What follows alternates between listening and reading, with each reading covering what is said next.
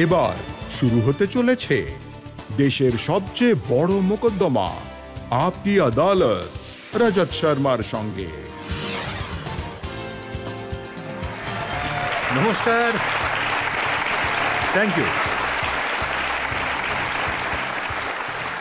You very much. তো চলুন শুরু করা যাক আপকি আদালতে আজকের মোকদ্দমা। দিল্লি এমন একটা শহর যার উপর সকলের নজর থাকে, আর দিল্লিবাসীর উপর যার নজর রয়েছে তিনি আজ আমাদের অতিথি। রাজনীতিতে একজন পুরনো ব্যক্তিত্ব, দিল্লিবাসীর সঙ্গে তার গভীর পরিচিতি রয়েছে। প্লিজ ওয়েলকাম দিল্লির মুখ্যমন্ত্রী রেখা গুপ্তা।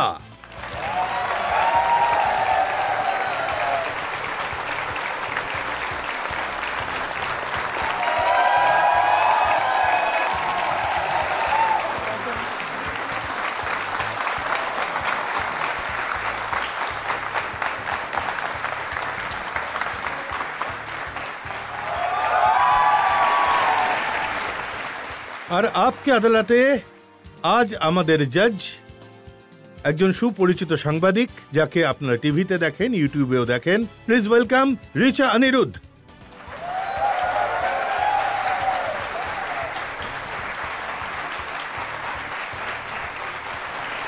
আদালতের কার্যক্রম শুরু করা হোক। তো আসুন শুরু করা যাক আপকি আদালতে আজকের মোকদ্দমা। প্রথম অভিযোগ দিল্লির মুখ্যমন্ত্রী রেখা গুপ্তার বিরুদ্ধে।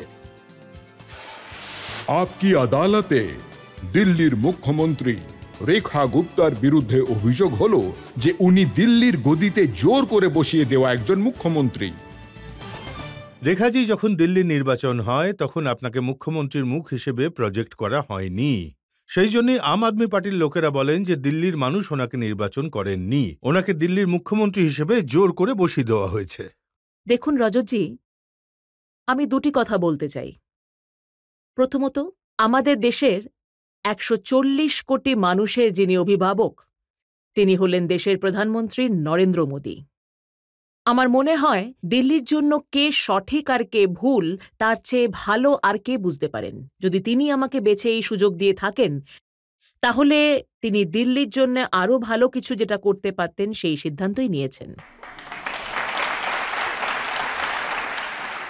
আর দ্বিতীয়ত, আমার মাধ্যমে দেশের অর্ধেক জনমানুষকে সম্মান জানিয়ে দেশের রাজধানী দিল্লিতে একজন মহিলাকে মুখ্যমন্ত্রী হিসেবে সুযোগ দিয়ে, আর তাও আবার পূর্ণ ক্ষমতার সাথে, তো তিনি হয়তো ভেবেছেন যে এ একজন ভারতীয় নারী, নিজের দক্ষতা জানে, সে যে পথেই যাক না কেন নিজের রাস্তা ঠিক তৈরি করে নেবে।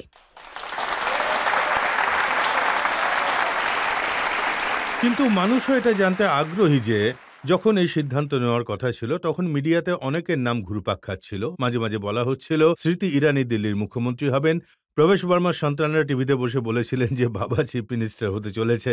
তাহলে রেখা গুপ্তা কিভাবে হয়ে গেলেন?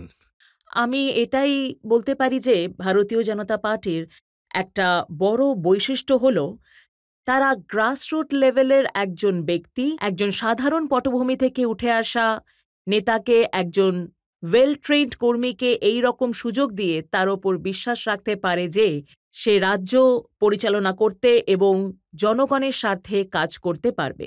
এর জন্য আমি পুরো ক্রেডিট শীর্ষ নেতৃত্ব এবং দলকে দিতে চাইব। কিন্তু ভারতীয় জনতা পার্টিতে বলা হয় যে যার নামে বেশি আলোচনা হয় সে সুযোগ পায় না। তাহলে কি আপনিও চেষ্টা করেছিলেন যাতে আপনার নামে আমি আলোচনা না অনেক হয়? চেষ্টা করেছি যাতে আমার নাম নিয়ে আলোচনা বন্ধ হোক, কিন্তু আপনারা টিভির লোকেরা ক্রমাগত দেখাচ্ছিলেন যে মহিলা হলে রেখা গুপ্তই হবেন। তো আমার কিছু বন্ধুরা বলল এটা ভুল হচ্ছে, আসা উচিত নয়। আমি বলেছিলাম যে আমি এটা থামাতেও পারবো না, যা কিছু ঘটছে তাতে ঈশ্বরের কৃপা থাকা উচিত। যদি আমি দিল্লির সেবা করার সুযোগ পাই, আমি আমার সমস্ত শক্তি দিয়ে তাই করব, আর যদি অন্য কোনো কাজ পাই সেটাও নিষ্ঠার সাথে করব। লোকজন এটাও বলে যে বিজেপিতে যারা প্রথম সারিতে বসে আছেন তাদের নাম্বার আসবে না। তাহলে কি আপনি পেছনে বসেছিলেন নাকি আমি সামনে? একদম দ্বিতীয় সারিতে বসেছিলাম, প্রথমে বসিনি। আমিও তো ৩০ বছর ধরে পার্টিতে কাজ করছি, তাই আমি জানতাম যে প্রথম সারির লোকের নাম্বার আসবে না।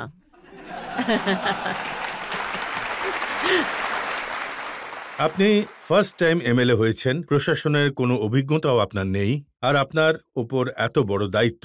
তো কখনো ভয় লেগেছে? রাতে কি এটা ভেবে ঘুম আসতো না যে কি দায়িত্ব মাথার উপর এলো? ভয়ও লেগেছে, রাতের ঘুমও চলে গিয়েছিল। প্রথমে হওয়ার আগে তো আপনার মতো আমার কোনো গার্ডিয়ানের সঙ্গে যখন কথা বলতাম আমার খুব নার্ভাস লাগতো। সে বলতো কি হয়েছে? আমি বলি খুব ভয় লাগছে। ভয় কেন লাগছে? কোনো ব্যাপার নয়, যা হবে ঠিক ভালো হবে। আমি বললাম সেটা কথা নয়, তাহলে কি? তবু আমি ভাবছি যে যদি আমি কিছু না হই, বিধায়ক হিসেবে কাজ করি, সেটাই ভালো হবে। দল আমাকে মন্ত্রী করলে সেটা তবুও ভালো, কিন্তু যদি আমি মুখ্যমন্ত্রী হয়ে যাই তাহলে কিভাবে কি করব? তো এই ভয়টা প্রথম কয়েকদিন ধরে ছিল। এরপর আমি বুঝতে পারলাম যে আমি একা নই।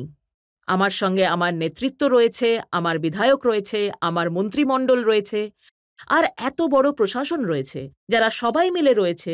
শুধু আমার নীতি আর উদ্দেশ্য, এই দুটো জিনিস খুবই পরিষ্কার থাকা উচিত। তারপর এই রকম চলতেই থাকবে। আমরা একসঙ্গে মিলে চলবো যখন, অবশ্যই দিল্লির স্বার্থে কাজ করব। দেখুন, ২৭ বছর অপেক্ষা করতে হয়েছে দিল্লিতে ভারতীয় জনতা পার্টিকে সরকার গঠন করার জন্য। খুবই দুঃখের ব্যাপার। ৭ জন এমপি সবাই জিততেন, কিন্তু দিল্লি হেরে যেতেন। আচ্ছা, এবার বলুন তো, মুখ্যমন্ত্রী হওয়ার আগে আপনি মোদিজির সঙ্গে কতবার দেখা করেছিলেন? আমি অনেকবার মোদিজির সঙ্গে দেখা করেছি।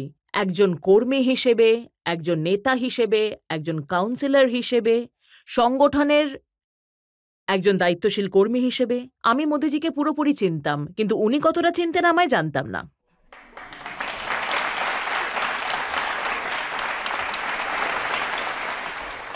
দেখুন, আম আদমি পার্টির লোকেরা বলেন যে ইনি তো হরিয়ানার মেয়ে, আর তারা এটাও বলেন যে হরিয়ানাতে গঙ্গারাম কাশিরাম আড়তদার ছিলেন ওনার নাতনি। তাহলে দিল্লির সঙ্গে ওনার কি সম্পর্ক? আচ্ছা, এটা বলুন তো, কে দিল্লির নিজের? আবার সবাই দিল্লির।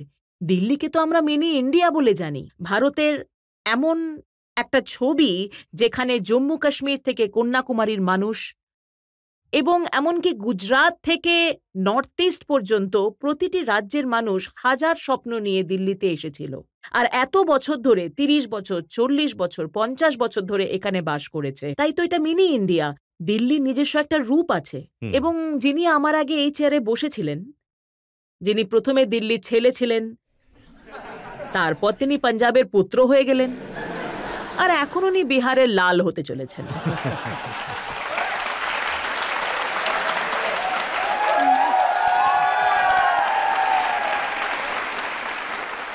আমি তো দিল্লিরই মেয়ে, তাই না? তাই দিল্লির প্রতি আমার দায়িত্ব হলো সম্পূর্ণভাবে ফুল টাইম 24/7 দিল্লির মুখ্যমন্ত্রী হিসেবে শুধু কাজ করা, আর আমি সেটাই করে চলেছি। এটা তো লোকেরা বলে আপনার পায়ে নাকি চাকা রয়েছে, সারাটা দিন ঘুরে বেড়ান। আমি মনে করি দিল্লির যে মানুষ, দিল্লি দেশের রাজধানী হওয়া সত্ত্বেও এত বছরে তাদের আশা এতটাই শ্রিঙ্ক হয়ে গেছে, সংকুচিত হয়ে গেছে, যে আজ তারা আর বড় কিছু আশা করেই না। আজ তাদের ছোট ছোট ইচ্ছা রয়ে গেছে। তারা বলে আমার বাড়ির সামনে ড্রেনটা ভালো অবস্থায় থাকা উচিত, আমার নর্দমা যেন উপচে না পড়ে, বাড়ির সামনে গর্ত না থাকে। ছোট ছোট ইচ্ছে নিয়ে দিল্লি আজ নিজেকে সংকুচিত করে ফেলেছে। কারণ ওনারা দেখেছেন যে যারা ক্ষমতায় ছিল, যারা শাসনে ছিল, তারা দিল্লির জন্য কিছুই করেনি। তাই আজ তাদের সমস্ত আশা পূরণ করার জন্য, তাদের প্রত্যাশা পূরণ করার জন্য আমি মনে করি যে দিল্লির একজন ফুল টাইম মুখ্যমন্ত্রী পাওয়া উচিত। আর এত ব্যাকলগ রয়েছে, ২৭ বছর ধরে যে ব্যাকলগ পড়ে রয়েছে, সেই সব কাজ করার জন্য আমাকে দিন রাত কঠোর পরিশ্রম করতেই হবে। আপনি বলছেন যে ওনারা কিছুই করেননি। ওনারা তো একটা বটলের সঙ্গে আর একটা ফ্রি দিচ্ছিলেন। আপনি এটা ঠিক বলেছেন। শিক্ষিত সরকারের কাছে এত দারুণ ভিশন ছিল যে যেটা দেশের অন্য কোথাও হয়নি, সেটা ওনারা করেছেন। ওনারা বলেছিলেন যে আমরা জল ফ্রি দেব, বিদ্যুৎ ফ্রি দেব, আর বোতলের সঙ্গে বোতলও ফ্রি দেব। জনগণও খুশি হয়েছিল, তাই ওনারা তাদের দুবার জিতিয়েছেন। এরপর জনগণ বুঝতে পেরেছেন যে আরে ভাই, এতে তো আর পেট চলবে না। আপনার ইনফ্রাস্ট্রাকচার দরকার, আপনার শিক্ষার দরকার, আপনার হেলথ দরকার, দিল্লির উন্নতির দরকার। দিল্লিকে নেশায় ডুবিয়ে রাখা সরকার ওনাদের দরকার ছিল না। আর সেই কারণেই জনগণ ক্ষুব্ধ হয়ে ওনাকে এখান থেকে তাড়িয়ে দিয়েছেন। আপনার সরকার সম্পর্কে দিল্লির মানুষ কি ভাবেন? এক দুটো প্রশ্ন আমরা পাবলিকের থেকে নিতে পারি। দিল্লির প্রাক্তন মুখ্যমন্ত্রী আতিশিজি আপনার বিরুদ্ধে অভিযোগ করেছেন যে আপনার সরকার গঠনের পর থেকে আপনি নয়, আপনার স্বামীই চালাচ্ছেন। প্রথম কথা, আমি গত ৩২-৩৩ বছর ধরে এই সামাজিক ক্ষেত্রে কাজ করছি। 3 বার নিগম পরিষদ, 3 বার বিধানসভার ভোট, 2 বার দিল্লি বিশ্ববিদ্যালয় ছাত্র সংসদ। আমার হয়ে অন্য কেউ কাজ করবে তার প্রয়োজন নেই। তবে হ্যাঁ, আমার সঙ্গে আমার টিম হিসেবে হাজার হাজার কর্মী মিলেমিশে কাজ করে। আজ তারা পার্টিরও লোক, আজ তারা RWর লোক, আজ তারা পরিবারেরও সদস্য। তাই ভাই, পরিবারের সদস্য হওয়ার অর্থ এই নয় যে আপনি সহযোগিতা করতে পারবেন না। যেমন হাজার হাজার কর্মী আমার সঙ্গে যুক্ত, তেমনি আমার পরিবারের সদস্যরাও আমার সঙ্গে যুক্ত আর একসঙ্গে কাজ করছেন। রেখাজি, এটা কি সত্যি যখন বিয়ে হয়েছিল ওই সময় আপনি কিছু সময়ের জন্য পাবলিক লাইফ ছেড়ে দিয়ে বাড়িতেই ছিলেন পারিবারিক দায়িত্ব পালনে? রাজাতজি, আমি এমন একটা পরিবার থেকে এসেছি যেখানে আমি যখন দিল্লি বিশ্ববিদ্যালয়ে ছাত্র ইউনিয়নের ভোটে দাঁড়াই, প্রথমে আমি দিল্লি বিশ্ববিদ্যালয়ের সেক্রেটারি হই, তখন পর্যন্ত আমার পরিবার জানতো না এটা কি জিনিস। যখন দল আমাকে প্রেসিডেন্ট হওয়ার জন্য নির্বাচনে প্রতিদ্বন্দ্বিতা করতে বলে, তখন আমার মা বলেছিলেন, আরে ভাই, এই রাজনীতি ব্যবসায়ীদের সন্তানদের কাজ নয়, আর মেয়েরা তো একদমই এর জন্য অ্যালাউড নয়। আর এইভাবেই যখন আমার বিয়ে হয়, সেখানেও প্রায় একই রকম মানসিকতা ছিল যে আরে ভাই, ঠিক আছে, সরল জীবনযাপন করো, তোমার পরিবারের যত্ন নাও। তো এই পার্টি, ভারতীয় জনতা পার্টি, আমার মনে হয় এমন একটা নেতৃত্ব ছিল যারা এমন একটা মেয়েকে বেছে নিয়েছিল যে ভালো কাজ করতে পারে, সমাজের মধ্যে ছাপ ফেলতে পারে। ওনারা আমাকে খুঁজে নেন, হাত ধরে আমায় পার্টিতে নিয়ে আসেন এবং কাজ দেন। আর আস্তে আস্তে এতই নারিশ করেন যে সেই অঙ্কুরিত বীজ আজ একটা বৃক্ষের শেপ নিয়ে নিজে ছায়াতে হাজার হাজার মানুষকে সাহায্য করতে পারছেন। এখন আমি শুনেছি যে আপনি দেশের যেখানেই যান না কেন, মহিলারা অবশ্যই আপনার কাছে আসেন এবং ওনারা মনে করেন যে হ্যাঁ, এনার থেকে ইন্সপায়ার্ড হতে পারবেন। দেশের অর্ধেক জনসংখ্যা, এই যে দেখুন বোনেরা বসে আছেন, তারা নিশ্চয়ই এটা অনুভব করতে পারছেন যে রেখা গুপ্তা মুখ্যমন্ত্রী হননি, ওনাদের মনে হচ্ছে ওনারাই মুখ্যমন্ত্রী হয়েছেন।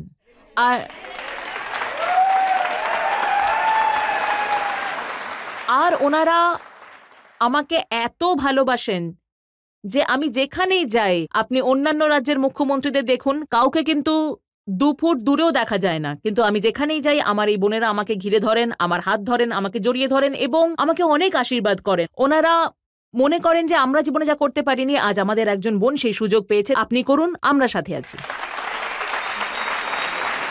আরো একটা প্রশ্ন আমরা নিতে পারি?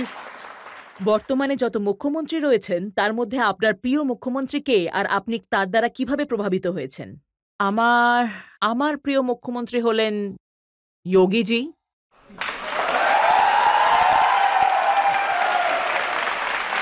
আর যেহেতু আপনারা সকলেই ওনাকে পছন্দ করেন, তাই আমিও পছন্দ করি। এখন একটা সুযোগ পেয়েছি যেখানে আমি একটা ব্রেকের জন্য থামতে পারি। একটা ব্রেক নিয়ে নেবো, আর ব্রেকের পর আপকে আদালতে দিল্লির মুখ্যমন্ত্রী রেখা গুপ্তার সঙ্গে সওয়াল জবাবের আরো এক পর্ব।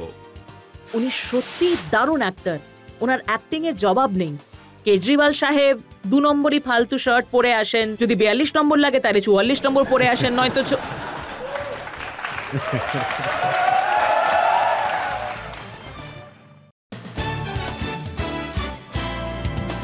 Welcome back.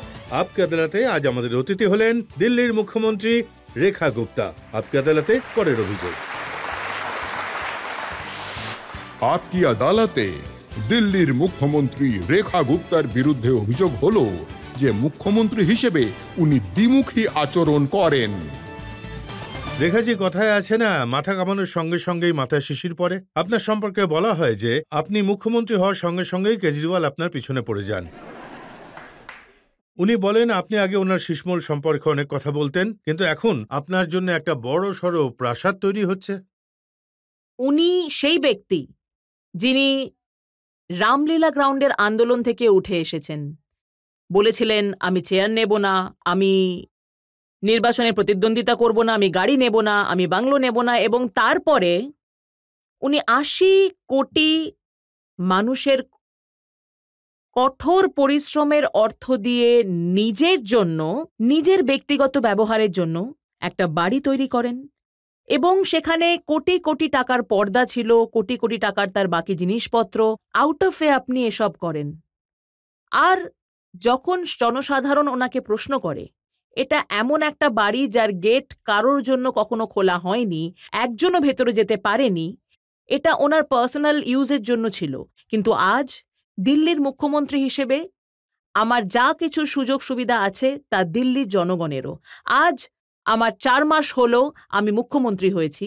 যদি আমার বাড়িতে জায়গা না থাকে তাহলে আমি আমার গলির রাস্তায় একটা টেবিল চেয়ার নিয়ে বসে থাকি, আর হাজার হাজার মানুষের জন্য প্রতিদিন সেখানে বসে আমি জনকল্যাণের কাজ করি। তো আজ পর্যন্ত আমি সরকারের কাছ থেকে কোনো সরকারি আবাসন পাইনি, কিন্তু আজ আমাকে যে বাড়িটা দেওয়া হচ্ছে সেটা ইতিহাসের আজ পর্যন্ত খুব কমই কোনো মুখ্যমন্ত্রী নিয়েছেন। এটা এমন একটা জায়গা যেখানে এলজির 4th গ্রেড এমপ্লয়িরা বসেন পুরো দিল্লির। কারণ মুখ্যমন্ত্রীর বাড়ি বলে তো কিছুই ছিল না, খুব সহজ ছিল যে ওটা মুখ্যমন্ত্রীর বাড়ি ছিল, আমি যেতাম আর থাকতাম। কিন্তু আমি বারণ করি যে না, ওই শীষ মহলে আমি থাকবো না। আমায় যদি সরকার কোনো বাড়ি দেয়, কারণ হাজার হাজার মানুষ যে দেখা করতে আসেন ওদের অ্যাটেন্ড করার জন্য দেয়, তাহলে আমি থাকবো, আদারওয়াইজ থাকবো না। তো আজ এমন একটা বাড়ি যেখান থেকে আমার প্রতিদিন পাবলিক ডিলিং করা যেতে পারে, মানে সকালবেলা যখন লোকজন আসেন, তো আমাকে সেই বাড়িতে দেওয়া হয়েছে। আর আমার বাড়ি সবার জন্য খোলা রয়েছে, আপনি যে কোনো সময় এসে দেখতে পারেন। কেজরিওয়াল সাহেবের বাড়িতে কেউ যেতে পারেনি, কিন্তু আপনি দিল্লির নিজের মুখ্যমন্ত্রী মালিওয়াল ওনার সঙ্গে দেখা করতে। হ্যাঁ, তো আপনি বুঝতেই পারছেন না যে ওই জায়গাটার ভেতরে যাওয়া কতটা বিপজ্জনক ছিল।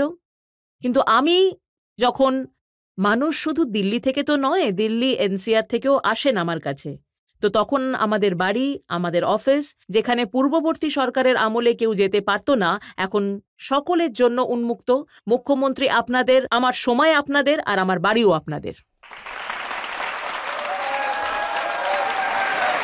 আচ্ছা, এবার দেখুন, আপনার বাড়ির ব্যাপারে 28শে জুন পিডব্লিউডির একটা টেন্ডার জারি করা হয়েছে, যেখানে লেখা আছে মুখ্যমন্ত্রীর যে বাড়িটা হবে সেখানে 24টা এসি থাকবে, 5টা স্মার্ট টিভি থাকবে, প্রতিটা 9 লক্ষ টাকা করে, 3টে বড় ঝাড়বাতি বসানো হবে, 115টা লাইট বসানো হবে, 23টা সিলিং ফ্যান বসানো হবে, 6টা গিজার থাকবে, হাই কোয়ালিটি আরও থাকবে, 10টা ফ্লাড লাইট থাকবে, অ্যাডভান্সড সিসিটিভি আর টপ ক্লাস ইন্টারনেট থাকবে।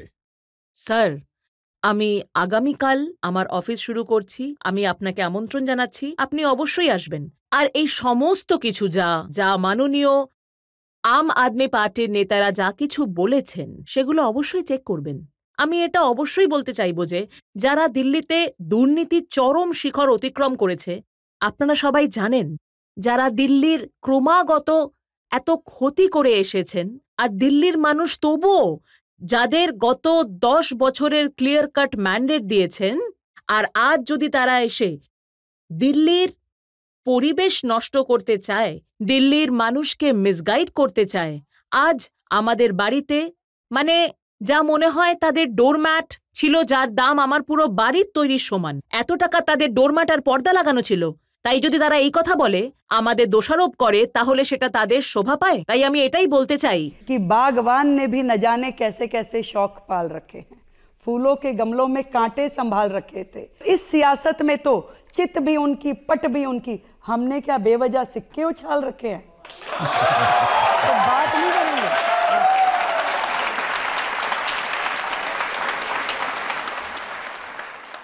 একেবারেই ট্রান্সপারেন্ট আমার জীবন। যে কেউ আমায় সকাল থেকে সন্ধে পর্যন্ত এসে দেখতে পারেন। আমি তাদের মতো কখনোই কোনো গোপন বৈঠক করি না। আমার কাছে 100টা মোবাইল ফোনের বহর নেই যে আজ যদি ধরা পড়ে যায় তাহলে এটা ওটা ভাঙবো। আমার একটাই নাম্বার, আমার বাড়িও একটাই স্যার। জনসাধারণ যেখানে বলবে আমি সেখানেই থাকবো, নয়তো তাদের হৃদয়ে থাকবো। আজও আমি রাস্তাতেই থাকি। জনতার মধ্যে থেকে 2-1টা প্রশ্ন নিতে পারি এবার। এই যে কেজরিওয়াল ওনার সময় একটা মহলের মতো বাড়ি তৈরি করেছিলেন, তাতে প্রচুর অর্থও বিনিয়োগ করেছিলেন, এখন আপনি ওটার কি করবেন? ঠিকই, একদম মেয়েদের মতোই প্রশ্ন তুলেছেন। অবশ্যই আমাদের পরিকল্পনা রয়েছে, ওটা যেহেতু জনসাধারণের অর্থ ছিল যা সেখানে অপচয় করা হয়েছে, আমাদের প্রচেষ্টা থাকবে এমন কোনো সিদ্ধান্ত নেব যাতে ওই টাকাটা আবার কোষাগারে ফিরে আসে, আর তাতে জনগণের লাভ হয় আর কাজেও আসে। আপনি যদি ওখানে থাকতেন তাহলে তো কোনো ক্ষতি হতো না। আমার ঘুম আসতো না। আমরা দেখতে পেতাম মানুষ কত কষ্ট পাচ্ছে, আর কেজরিওয়াল সাহেব এখানেই মজায় থাকতেন। তিনি পর্দাও খুলতেন না, জনগণের কণ্ঠস্বর ওনার কানে পৌঁছতই না। তিনি তার বাড়ির 4 দেওয়ালের মধ্যে বসে কাজ করতেন। আজও কিন্তু ওনার দলের এমএলএ আমার কাছে এসে বলেন যে আমরা কখনো এই অফিস দেখিনি, এখানে সিএম এর অফিস আছে তাই জানি না। তো আজ সেই জায়গা, আজ সেই পুরো অফিস হাজার হাজার মানুষের আসা যাওয়ার মাধ্যম হয়ে উঠেছে। সেখানে এমন করিডোরও ছিল যেখানে মানুষের চলাচল নিষিদ্ধ ছিল। আরেকটা প্রবলেম রয়েছে যেখানে মানুষের যাতায়াতের ক্ষেত্রে প্রবলেম হচ্ছে, সেটা হলো আপনি পুরনো গাড়ির ওপর যে নিষেধাজ্ঞা জারি করেছেন, অনেক মানুষ আছেন যারা রিটায়ার্ড, তাদের জীবনের একমাত্র সম্পদ হলো ওই গাড়িটা। তারা বৃদ্ধ, কখনো তাদের ব্যাংক বা পোস্ট অফিসে যেতে হয়, কখনো কখনো ডাক্তারের কাছে। এখন এই বয়সে তারা কোথা থেকে নতুন গাড়ি কিনবেন, আর পুরনো গাড়িটা কোথায় বা স্ক্র্যাপ হিসেবে বিক্রি করবেন? রাজাজি, দিল্লির দুর্ভাগ্য হল যে দেশের রাজধানী হওয়া সত্ত্বেও দিল্লিকে বিশ্বের মানচিত্রে সবচেয়ে পলিউটেড সিটি হিসেবে ঘোষণা করা হয়েছে। আর এখানকার পূর্ববর্তী সরকারগুলো দিল্লিতে বসবাসকারী মানুষের জন্য বিশুদ্ধ বাতাসের ব্যবস্থা করার এই দায়িত্ব কখনোই পালন করেননি। এমন কিছু করে যাতে পলিউশন বন্ধ হয়, কমে যায়। আর যখন বছরের পর বছর ধরে এই ঘটনা চলতে থাকে, তখন দিল্লি সবুজ রাজধানী হওয়ার পরিবর্তে গ্যাস চেম্বারে পরিণত হয়ে গেল। আর তারপর কি হলো? তারপর কোর্ট ব্যবস্থা নিতে শুরু করলো, এনজিটি আমাদের অর্ডার দিতে শুরু করলো, তারপর সিএ কিউএম তাদের খাতাও খুলে বসলো, আমরা দিল্লিকে ঠিক করব। সবাই তাদের নিজের নিজের অর্ডার জারি করায় অর্ডারটা হলো যে যদি আপনার কাছে 15 বছরের বেশি পুরনো গাড়ি থাকে তাহলে তার পেট্রোল পাওয়া যাবে না। এটা সরকারের আদেশ নয়, এটা মাননীয় কোর্টের আদেশ, এনজিটির আদেশ, সিএকিউএম এর আদেশ। আর আমি নিজেও এই বিষয়টা সম্পর্কে অবগত। আমি নিজে মনে করি এটা ঠিক নয়। আর আমি দিল্লির জনগণকে সম্পূর্ণরূপে আশ্বস্ত করছি যে আমরা তাদের চিন্তা ভাবনা, তাদের ভিশন এবং তাদের অধিকারের কথা প্রতিটা প্ল্যাটফর্মে আমরা তুলে ধরব। সেটা আদালত হোক বা এনজিটি হোক, তা সেটা প্রশাসনই হোক, আমরা দিল্লির মানুষের সঙ্গে অন্যায় হতে দেব না। এখন দেখুন, অনেক মানুষ রয়েছেন, তারা ভিডিও পোস্ট করছেন বা লিখছেন, খবরের কাগজে লিখছেন। ওনারা বলছেন যে 82 লক্ষ টাকার মার্সিডিজ কিনেছিলেন, এখন আমাকে 2.5 লক্ষ টাকায় বিক্রি করতে হচ্ছে। কেউ বলছেন আমার একটা গাড়ি মাত্র 70,000 কিলোমিটার চলেছিল, আমি তো এই গাড়িটা বেশি চালাইও নি, আর আমাকে সেটা বিক্রি করতে হচ্ছে। আপনি একদম ঠিক বলছেন। আর এমন হাজার হাজার কেস রয়েছে যেখানে লোক, আজও আমার বাবা নিজে গাড়ি অকেশনালি চালাতেন, যদি কখনো বিয়ে বাড়ি যেতেন তিনি বের করতেন, তিনি নিজে স্কুটারে অফিস যেতেন। তো এরকমই হাজার হাজার পরিবার, মিডল ক্লাস ফ্যামিলি রয়েছে যারা অকেশনালি গাড়ি ইউজ করেন। আর এটাও সত্য যে সরকার কাজ না করার কারণে যে আদেশ দেওয়া হয়েছে তার ভোগান্তি জনগণকে কেন পোহাতে হবে? আরো অনেক প্যারামিটার হতে পারে। আর এটা কেমন ন্যায় বিচার? দিল্লি এনসিআর পেট্রোল দিতে পারে আর দিল্লি দিতে পারে না? আমরা কি 8 কিলোমিটার দূরে গিয়ে পেট্রোল নিতে পারি না? সরকার কখনো এই বিষয়টা রিপ্রেজেন্ট করেননি। এটা তাদের নিজস্ব অ্যাকসেপ্টেন্স। এটা পরবর্তী সরকারের কেজরিওয়াল সাহেব যানবাহন স্ক্র্যাপ করার নির্দেশ নিজেই বানিয়েছিলেন। তারা গত 1.5 বছর ধরে যানবাহন স্ক্র্যাপ করে যাচ্ছিলেন, আর তারা এমনভাবে উঠিয়ে নিয়ে যেতেন যেন তারা কোনো রেড চালিয়েছেন। সেখানে গিয়ে তাদের গাড়ি উঠিয়ে নিয়ে আসতেন, আর পরের দিন বোঝা যেত স্ক্র্যাপ করা হয়েছে। দিল্লির জনগণের সঙ্গে এই অবিচার ক্রমাগত করা হচ্ছে। সরকার কাজ করেননি আর জনগণকে কষ্ট ভোগ করতে হয়েছে। কিন্তু এখন এটা হবে না, আর এটা হবে না। আমরা উভয় কাজই করব। আমরা কাজও করব জনসাধারণের স্বার্থে, আর আমরা অন্যায় হতেও দেব না। আমরা দৃপ্তভাবে আওয়াজ তুলব। কিন্তু দিল্লির প্রাক্তন মুখ্যমন্ত্রী আতিশী সিং, উনি তো এটা বলছেন যে 62 লক্ষ গাড়ি আছে যার বিরুদ্ধে অ্যাকশন নেওয়া হবে, যেগুলো বদলাতে হবে। তো বিজেপির লোকেরা নতুন গাড়ি প্রস্তুতকারকদের কাছ থেকে ভালো টাকা নিয়েছে, ঘুষ নিয়েছে বলতে পারেন। এই যে সব মাথা কাজ করে, এসব তাদেরই ছিল। সারাদিন বসে বসে এই সব ব্রেইনস্টর্মিং করতো। কি করব, মানে দে are such a good actor. ওদের অ্যাক্টিং এর জবাব নেই। কেজরিওয়াল সাহেব 2 নম্বরের ফালতু শার্ট পরে আসেন, যদি 42 সাইজ দরকার হয় 44 সাইজ পরে আসতেন, নয়তো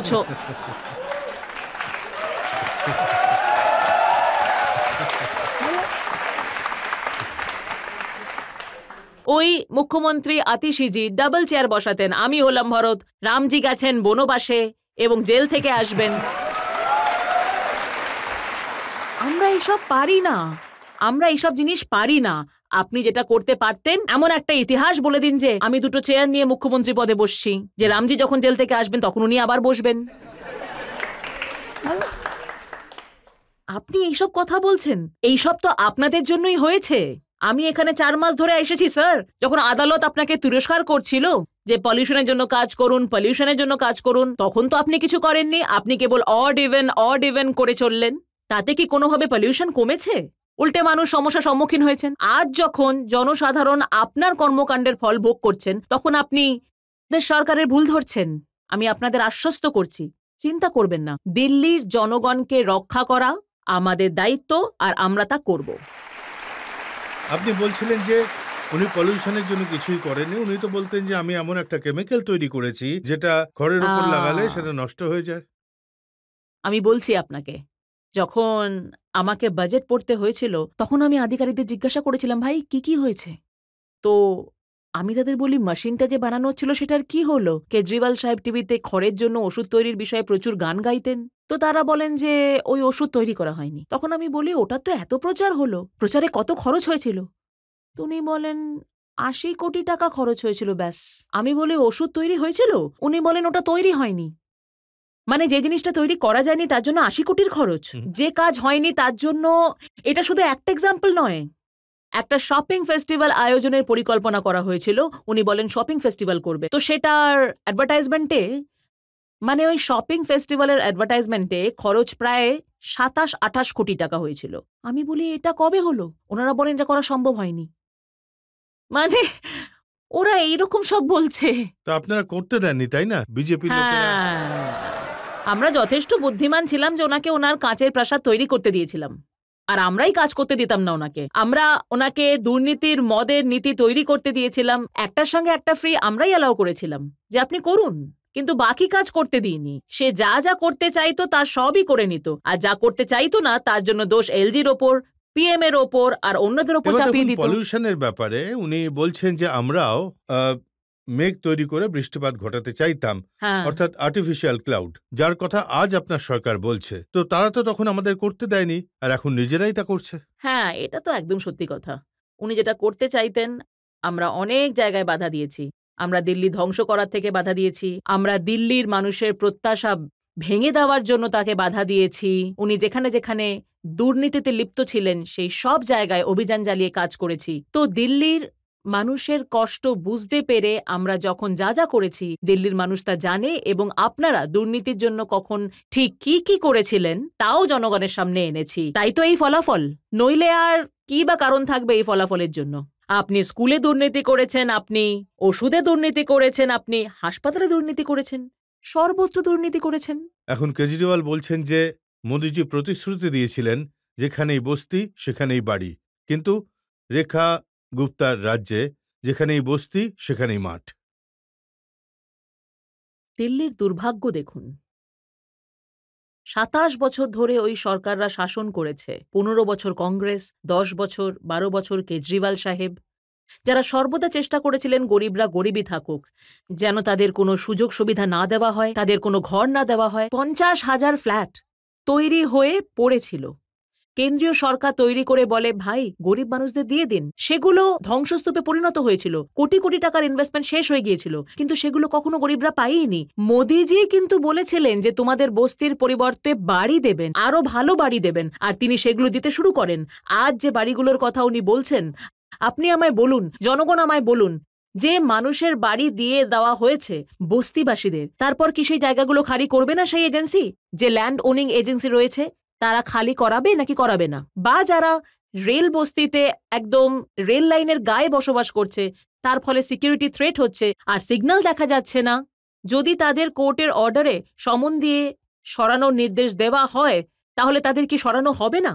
আপনারা বারবার দিল্লির ঝুপড়ি আর বস্তিবাসীদের বারবার ভয় দেখিয়ে ওদের মিসগাইড করে এটা বলতে চান যে আপনাদের বাড়ি ভেঙে ফেলা হচ্ছে, অথচ এটাই প্রথম সরকার যারা মানুষকে বস্তিবাসীদের বাড়ি দেওয়ার কথা বলেছে, আর আজও আমি দৃঢ়ভাবে এই কথাটাই বলতে চাই। বস্তিবাসী একটা প্যারামিটার, স্যার, আমি আপনাকে বলতে চাই 2015 সালে একটা প্যারামিটার তৈরি হয়েছিল, যেটা আম আদমি পার্টি সরকার নিজেই তৈরি করেছিল। দেখুন, তাতে বলা হয় 2015 সালের আগে যারা দিল্লিতে এসে বসবাস করেছে তাদের ঘর দেওয়া উচিত। ঠিক তাই আজ যারা এই প্যারামিটারের আওতায় আসছে তাদের রেজিস্ট্রেশন করা হচ্ছে, তাদের ঘর দেওয়া হচ্ছে। তো যারা বাদ পড়ছেন সেটা আপনার লোকেরাই সিদ্ধান্ত নিয়েছিল। আজ সেই লোকগুলো বলছে যে আমাদেরও একটা বাড়ি থাকা উচিত। ফলে আমাদের কাছে এখন দুটো উপায় আছে। আপনার তৈরি পলিসি ভুল, আমরা সেই পলিসি পরিবর্তন করব। আর এটা বলি, যারা 2 মাস আগে এসেছে তাদের বাড়ি দেব। তো যারা ট্যাক্স পেয়ার রয়েছেন তারা আমাদের জিজ্ঞাসা করছেন যে আমি ট্যাক্স পেয়ার, অথচ আপনারা গতকাল আসা ব্যক্তিকেও দিচ্ছেন, 15 বছর থাকা ব্যক্তিকেও দিচ্ছেন, 40 বছর থাকা ব্যক্তিদেরও। কোথাও না কোথাও তো থামতে হবে। আমরা এটা সম্পূর্ণ স্বচ্ছভাবে করার চেষ্টা করছি। দিল্লির প্রতিটা ব্যক্তি যারা বস্তিতে বাস করেন, আমরা তাদের আরো ভালো সুবিধা, আরো ভালো বাড়ি আর আরো ভালো ইনফ্রাস্ট্রাকচার দিতে চাই। গরিব সন্তানও যেন ভালো পরিবেশে বেড়ে ওঠে, পড়াশুনো করে, এটাই আমাদের প্রচেষ্টা। কোনো অবৈধ বস্তি যেন কোনোভাবেই ভেঙে না ফেলা হয়, এটাই আমাদের নির্দেশ। রেখাজি, আমি অনেক দরিদ্র মানুষের ভিডিও দেখেছি যাদের কথা আপনি বলছেন, অশোক বিহারের, ওয়াজিরপুরের। ওনারা বলছেন যে রাত 3টের সময় ডেমোলিশন হয়েছে। পরের দিন সকালে আমাদের কোর্টের ডেট ছিল, আমরা স্টে অর্ডার পেতেও পারতাম, কিন্তু সব গুড়িয়ে দিল। দেখুন, আপনি যে জেলা সম্পর্কে কথা বলছেন, অশোক বিহারের কথা বলছেন, সেখানে 1675টি বাড়ি তৈরির পর প্রধানমন্ত্রী নিজেই বস্তিবাসীদের চাবি দিয়েছিলেন। স্বাভিমান অ্যাপার্টমেন্ট, ওই ঝুপড়িতে যত পরিবার থাকতো আর তাদের যারা এলিজিবল ছিল তাদের সবাইকে বাড়ি দেওয়া হয়েছিল। যারা এলিজিবিলিটি ক্রাইটেরিয়াতে আসেনি সেই রকম 200-250 পরিবার ছিল, আর ওনাদের অনবরত court, land owning agency, DDA notice দেয় যে দয়া করে আপনারা এই জমি খালি করে দিন, কারণ আপনাদের ফ্ল্যাট দেওয়া হয়েছে, তাও লক্ষ লক্ষ টাকার ফ্ল্যাট। প্রত্যেক ব্যক্তিকে এমনভাবে বাড়ি দেওয়া হয়েছিল, আপনারা এসে এখানে থাকুন। আর এর পরেও যদি কিছু মানুষ তাদের মিসগাইড করে আর তারা সেখান থেকে সরে যেতে না চায়, এজেন্সি তার পদক্ষেপ নেবে। তাহলে বলুন, এদের ভুল বলবো নাকি ওদের ভুল বলবো, নাকি বা কোর্টের? তারা তো কোর্টে গিয়েছিলেন, কোর্ট তো স্টে দেয়নি। তাহলে আমরা তারপরে কি বলতে পারি? যাদের দেওয়ার কথা ছিল আজও আমরা বলছি যে তাদের দেওয়া হয়েছে, আর আমরা সিরিয়াসলি ওনাদের জন্য অ্যাফোর্ড করছি। ক্রমাগত ওই যে 50,000 বাড়ি সরকার কেন্দ্রের ফান্ড থেকে তৈরি করা হয়েছিল, সেগুলো আমরা ঠিক করাচ্ছি যাতে সেগুলো দেওয়া যায়। নতুন বাড়ি তৈরির যোজনা করছি। এমনটা কোন সরকার করেছে? আজ কেবল ভারতীয় জনতা পার্টি দিল্লি সরকারই এটা করতে পেরেছে। দেখুন, আমি কেজরিওয়ালের সেই ভিডিওটা দেখেছি যেখানে তিনি জনসাধারণকে বলছেন যে 40 লক্ষ বস্তিবাসী আছে দিল্লিতে, তারা যদি সবাই রাস্তায় নেমে আসে তাহলে রেখা গুপ্তার মাথায় তো বাজ পড়বে। বাজ তো আমার মাথায় পড়েছেই। কেন? কারণ কেজরিওয়াল সাহেব যখন দিল্লি ছেড়ে চলে গেছেন তখন তিনি এত জটিলতা রেখে গেছেন, তিনি সম্পূর্ণভাবে এমন করে রেখেছেন যে ভাই, দিল্লির উন্নয়ন করা সম্ভবই নয়। যতদিন তিনি ছিলেন, না দূষণ নিয়ে কাজ করেছেন, না আবর্জনার পাহাড় নিয়ে কাজ করেছেন, না কোনো ইনফ্রাস্ট্রাকচার নিয়ে। তিনি দিল্লির মানুষকে কেবল ফ্রি বিজ দেখিয়েছেন, জল আর বিদ্যুতের কথা বলে গেছেন, একটা ফ্লাইওভার, একটা নতুন ইনফ্রাস্ট্রাকচার, একটা ডেভেলপমেন্টের কাজ উনি কিন্তু দিল্লিতে কখনো করেননি। আজ যখন আমি বিষয়গুলো দেখছি সবকিছু এত জটিল মনে হচ্ছে। আপনি সেই ব্যক্তিকে গিয়ে বলুন না, গিয়ে আপনাকে যে বাড়িটা দেওয়া হয়েছে তার চেয়ে আরো ভালো সুযোগ সুবিধা আর কি হতে পারে? আপনি চান যে গরিবরা ওখানেই থাকুক, তার জীবনও যেন কোনোভাবে কখনো আলো আসেই না, আর সেই কারণেই আপনি তাদের উস্কে দিতে চান। কিন্তু দিল্লির মানুষ এতটা বোকা নয়। এই বস্তিগুলোতেই বুদ্ধিমান মানুষ বাস করে, আর তারা জানে যে কি করতে হবে আর কার সাথে থাকতে হবে। তাহলে কেজরিওয়াল সাহেব তাদের নিয়ে চেষ্টা করবেন না। আর আপনি নিজেই দেখুন না, 40 লক্ষ মানুষ আপনার জন্য আসে, নাকি তারা তাদের পরিকল্পনা অনুযায়ী কাজ করা তাদের সুযোগ সুবিধা প্রদানকারী সরকারের পাশে থাকে? এখন তিনি বলছেন যে এরা সেই বস্তিবাসী যাদের বাড়িতে বিজেপি নেতারা নির্বাচনের সময় রাত কাটাতেন, তাদের নিজেদের বলে ডাকতেন, তাদের বাড়িতে রাত কাটাতেন। আর এখন যখন সেই বস্তি ভেঙে ফেলা হচ্ছে, তাদের পাশে কেউ নেই। এখনো একই রকম আছে। যদি আপনি দিল্লির 675টা ক্লাস্টারের সঙ্গে 4টে বস্তির তুলনা করেন, সেটা সম্ভব নয় স্যার। আজ পুরো দিল্লিতে 675টা ক্লাস্টার আছে। অ্যাকশন কটার উপর নেওয়া হয়েছে? মাত্র 4টে। তাদের মধ্যে 3টের বিরুদ্ধে আদালতে মামলা ছিল, আর একটাতে যে ল্যান্ড ওনিং এজেন্সি ইতিমধ্যেই তাদের বাড়ি দিয়েছিল, তো তারা সেগুলো খালি করে দিয়েছে। এই 4টি ছাড়া দিল্লিতে কারোর বিরুদ্ধে অ্যাকশন নেওয়া হয়নি। আপনি মানে আমাদের কেজরিওয়াল সাহেব হলেন কুম্ভকর্ণের মতো। 6 মাস ধরে পাঞ্জাবে রাজনীতি করছিলেন, তখন ওনার দিল্লির কথা মনে আসেনি? তিনি জানেন না এই 4 মাসে দিল্লি কতখানি এগিয়ে গেছে। কিন্তু আজ সুযোগ পাওয়ার সঙ্গে সঙ্গে পাঞ্জাব নির্বাচন শেষ হয়ে গেল, তিনি তৎক্ষণাৎ ঝাঁপিয়ে পড়ে, আর তারপর উনি সেই বস্তিবাসীদের কথা বলতে শুরু করলেন। আরে আপনি এত বছর ধরে ছিলেন, আপনার সরকার চালানোর পূর্ণ সুযোগ ছিল। আপনি কি একজন বস্তিবাসীকেও নিজের বাড়ি দিয়েছেন? আপনি আমায় বলুন, কোনো বস্তিবাসী এসে বলুক কেজরিওয়াল সরকার আমাকে একটা বাড়ি দিয়েছে? একটাও পাবেন না স্যার। আজকে সরকার লক্ষ লক্ষ মানুষকে বাড়ি দেওয়ার পরিকল্পনা করেছে, আর সিরিয়াসলি সেটা নিয়ে কাজ করছে। আপনি বলছেন যে দিল্লির যে লক্ষ লক্ষ মানুষ বস্তিমে থাকেন তাদের আপনার সরকার, কেন্দ্রীয় সরকার পাকা বাড়ি দেবে, আর যেখানে বস্তি রয়েছে সেখানে বাড়ি করে দেবে। 100%। দেখুন, এটা বহু বছরের ব্যাকলগ, অবশ্যই সময় লাগবে, কিন্তু আপনি নিশ্চিন্ত থাকুন, কেউ আপনাকে তুলছে না, আর আপনি আপনার জায়গাতেই থাকবেন প্রথমবারের মতো। আমাদের সরকার এমন কাজ করেছে যা কেউ কখনো করেনি। 700 কোটি টাকার বাজেট এখানে রাখা হয়েছে এই সব ঝুপড়ির ডেভেলপমেন্টের জন্য। 700 কোটি টাকা কেন? কারণ সেখানকার ড্রেন, ফুটপাথ, টয়লেট, বাথরুম করতে হবে। এখনো মহিলারা খোলা জায়গায় স্নান করেন, আজও টয়লেটে যেতে হলে তাদের নোংরা টয়লেট ব্যবহার করতে হয়। কেউ কখনো এটা নিয়ে চিন্তাই করেনি। ক্ষমা করবেন, না কেজরিওয়াল সাহেব, না পূর্ববর্তী সরকারের কেউ। সবাই তো ভোট কেজরিওয়াল সাহেবকেই দেন। দেখুন, আপনার সন্তান সে জানে না কোনটা ঠিক আর কোনটা ভুল, তাকে শেখাতে হবে। আস্তে আস্তে সে বুঝতে পারবে যে আমার বাবা মা আমার জন্য ঠিকই ভাবছেন। তারা এমন কোনো দল বা পার্টি খুঁজে পায়নি যারা সঠিক চিন্তা ভাবনা করে।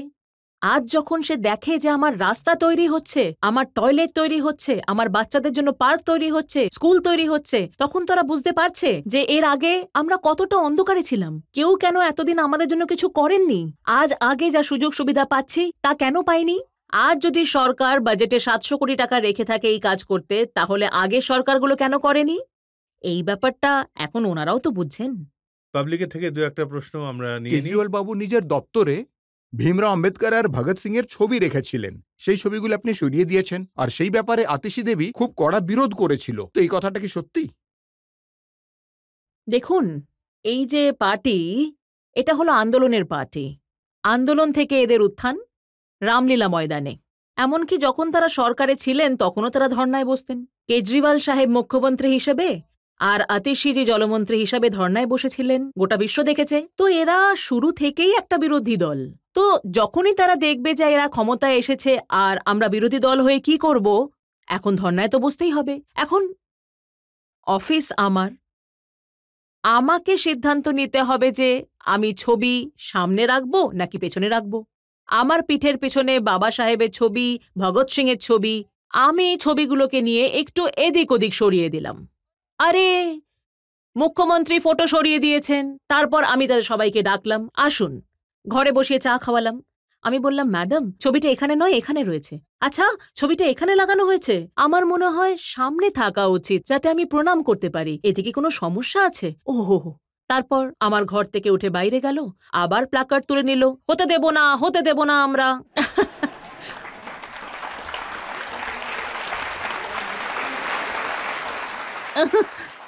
তো সেই ছবিটা আগেও একই ছিল, আজও একই রয়েছে, সবকিছু একই রয়েছে। কিন্তু এটা আপনার শ্রদ্ধার ব্যাপার, কাকে আপনি পিঠ দেখিয়ে বসবেন আর কাকে আপনি সামনে রেখে বসবেন, এটা তো আপনার নিজস্ব পছন্দ। না কেন আতিশীর কথা আপনার মনে পড়বেই। সে আমাকে খুব আমার আসুক বা না আসুক, ওনার আমাকে খুব মনে পড়ে। সারা দিন ধরে আমার ওপর একটা সার্ভেলেন্স ক্যামেরা লাগিয়ে বসে থাকে, রেখা কোথায় গেল, কি করছে। তারপর সকালে সে আমাকে মনে করিয়ে দেয় আপনি এই ঘটনায় টুইট করেননি, আমি টুইট করি। তারপর সে আমাকে মনে করিয়ে দেয় যে আপনি ওখানে যাননি। তারপর আমরা বলি আচ্ছা ঠিক আছে। তারপর সে বলে আপনার এটা করা উচিত ছিল, এটা দেওয়া উচিত ছিল। হ্যাঁ ঠিক আছে দিচ্ছি। তো উনি আমার বন্ধু, আমার খুব খেয়াল রাখেন, আর আমি নিজে যত না খেয়াল রাখি তার থেকে বেশি উনি আমার খেয়াল রাখেন। তো আমি থ্যাঙ্কস বলতে চাই। আমরা আরো একটা ব্রেক নিয়ে নেব, আর ব্রেকের পর আপকে আদালতে দিল্লির মুখ্যমন্ত্রী রেখা গুপ্তার সঙ্গে সওয়াল জবাবের আরো এক পর্ব। কাজ নাও বা করতেন, সিস্টেমটাকে জটিল করে গেলেন কেন? দিল্লিকে ধ্বংসের দিকে ঠেলে নাই বা দিতে পারতেন। এটাই উনি করেছেন। আপনার কথা শুনে আমার সেই পুরনো একটা গানের কথা মনে পড়ছে। न मिलता गम तो बर्बादी के अफसाने कहाँ जाते, अगर दुनिया चमन होती तो वीराने कहाँ जाते।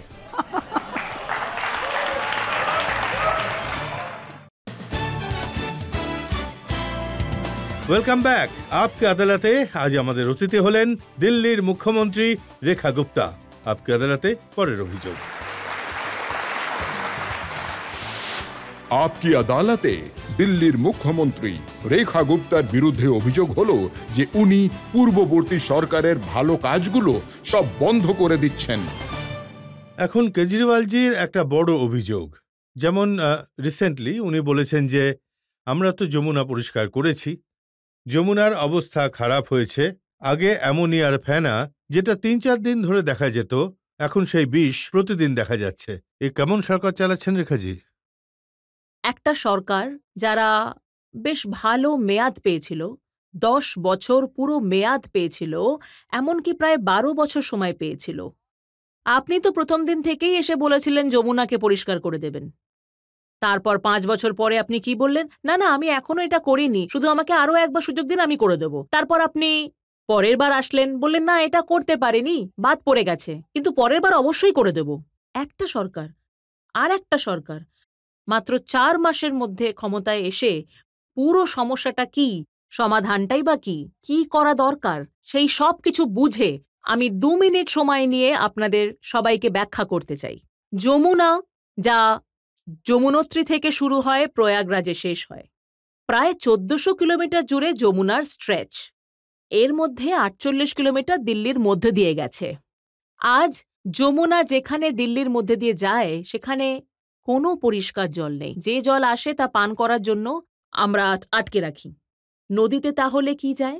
যে 200টা নালা দিল্লি জুড়ে রয়েছে, আমরা দেখি বড় বড় নালা, নজফগড় নালা, সাদরা নালা, তারা সবই যমুনাতে গিয়ে মেশে, আটকে গেছে, আবর্জনা ভরা, কাপড় ভর্তি, ময়লা, পলি সবই যমুনাতে গিয়ে পড়ে।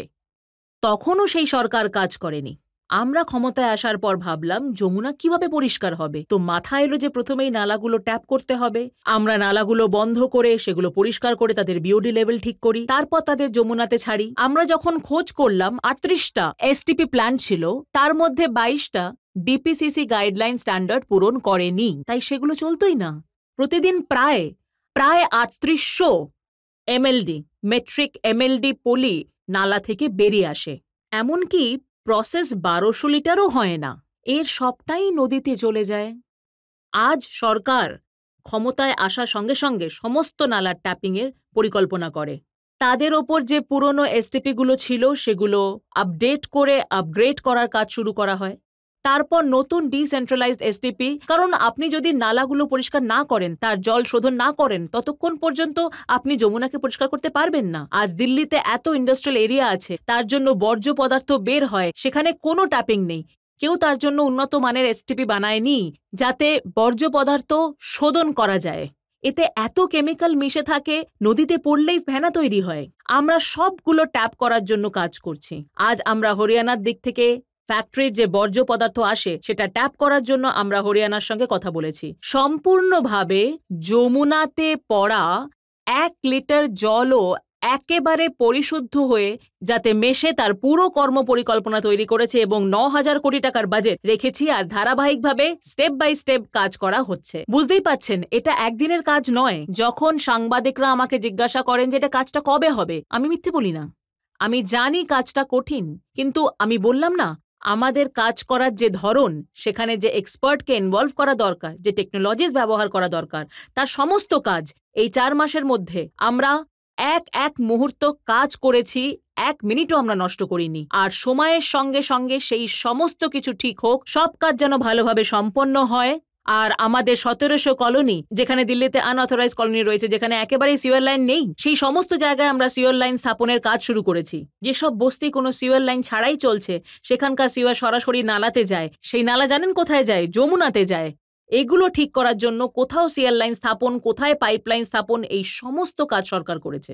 আর সেখানে যত সলিড ওয়েস্ট থাকে, যমুনাতে যত আবর্জনা পড়ে থাকে সেই সব অপসারণ করা। এর ফ্লো এর জন্য আমরা হরিয়ানার সঙ্গে কথা বলেছি, ইউপির সাথে কথা বলেছি, যাতে যমুনাতে ফ্লো বৃদ্ধি পায়। সরকার প্রতিটি ফ্রন্টে লড়াই করছে, আর আমি অতিরঞ্জিত করছি না। মাননীয় প্রধানমন্ত্রী থেকে শুরু করে জনগণ সকলেই যমুনা পরিষ্কার করার বিষয়ে উদ্বিগ্ন। আমাদের উদ্বেগ এর চেয়ে অনেক গুণ বেশি, এবং আমরা সততার সাথে এটা নিয়ে কাজ করছি। আর আস্তে আস্তে দিল্লি পরিষ্কার স্বচ্ছ যমুনা দেখতে শুরু করবে, এটা আমি আশ্বস্ত করছি। কিন্তু আপনার মনে আছে হয়তো কেজরিওয়ালজি বলেছিলেন যমুনা পরিষ্কার করলে কিন্তু ভোট পাওয়া যায় না। সেটা তো তারা এখন জেনে গেছে। তাদের বিশ্বাস তো ইলেকশনের সঙ্গে সঙ্গে বদলে যায়। যখনই ইলেকশন আসে তারা সেই অনুযায়ী কাজ করে। আমরা সেই মানুষ নই। যদি আমাদের বিশ্বাস মা যমুনার সঙ্গে যুক্ত থাকে তবে তা যুক্ত থাকবেই, ইলেকশন হোক না হোক, ভোট পাই না পাই। যদি আমাদের সকল ভারতীয়র ইচ্ছে থাকে যে দিল্লিতে মা যমুনা তার পরিষ্কার আকারে প্রবাহিত হবে, তাহলে তা পূরণ করা আমার কর্তব্য। তাদের আরেকটা অভিযোগ হলো যে আপনি মহল্লা ক্লিনিকগুলো বন্ধ করে দিয়েছেন। আদিশি বলছেন যে সেখানে চিকিৎসা, ওষুধ, টেস্ট সব ফ্রিতে পাওয়া যেত। দেখুন, এটা আপনি দিল্লির জনগণকে জিজ্ঞাসা করুন। ভণ্ডামি আর জাকজমকের ওই সরকার ওটাকে প্রোপাগান্ডা করার উপায় জানতো, ওটা বেচার উপায় জানতো। তারা পাবলিসিটি কিভাবে পেতে হয়। আমি আপনাকে বললাম না, কাজ এইটুকু হতো, কিন্তু পাবলিসিটি এত এত। মহল্লা ক্লিনিক কি ছিল? ড্রেনের ওপর রাস্তার ধারে একটা পোর্টা কেবিন বসিয়ে দিয়েছিল। সেখানে এমন একজন ডাক্তারকে রাখা হয়েছিল যাকে বলা হয়েছিল যে তিনি প্রতি রোগীর জন্য 40 টাকা পাবেন।